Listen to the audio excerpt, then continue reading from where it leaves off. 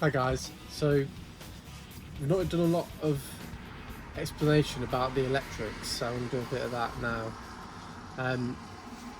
What we've got here is a Renology DCC30S, which is a DC-DC charger, but it's also a MPPT for the solar panels.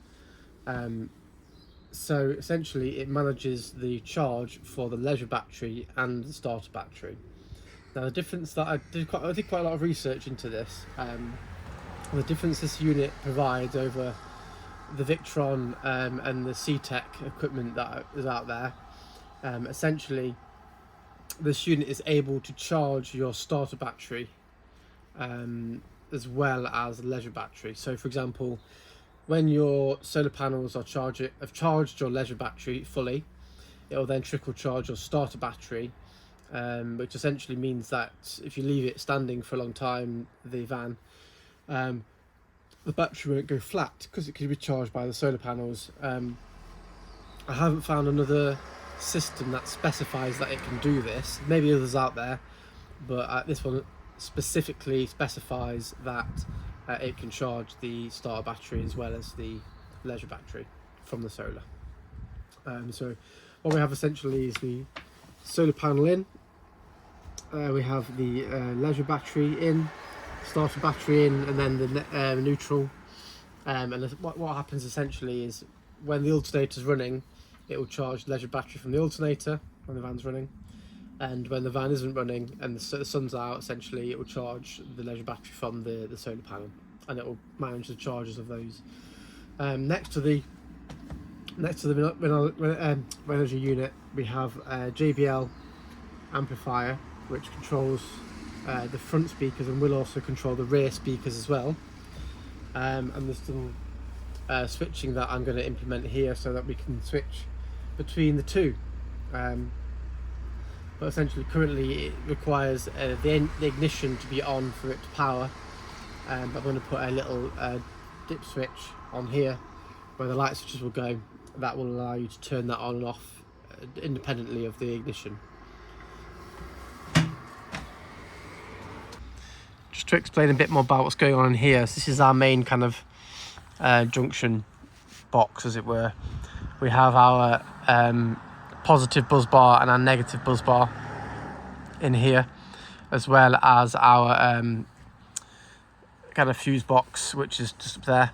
Currently we've not connected anything to the fuse box, but we've just put it all together. So you've got our 40 amp breakers for the leisure and the starter battery.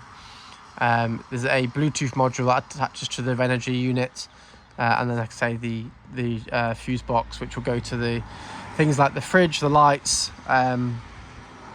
the heater, etc.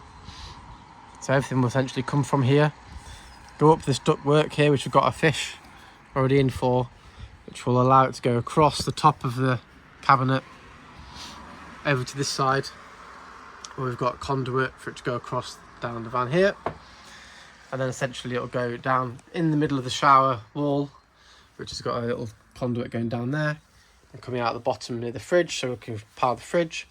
Anything that needs to go to the back of the van will go through a secondary conduit, which will go underneath the shower tray into the back of the van. So essentially we've got a route to the back of the van for all of the electrical cables that we're going to need. There will be some cables that will go the other way. So essentially there's a bit of space here. We're going to be putting in cables mainly for the hob ignition, which will go along here and down the wall into the hob ignition. But I think that's probably going to be the only thing we put across there. Currently this is the video camera cable for the reverse camera. So there you have it. So that's where we are with the batteries and the electrical system. I'll go to the batteries next. Here we go.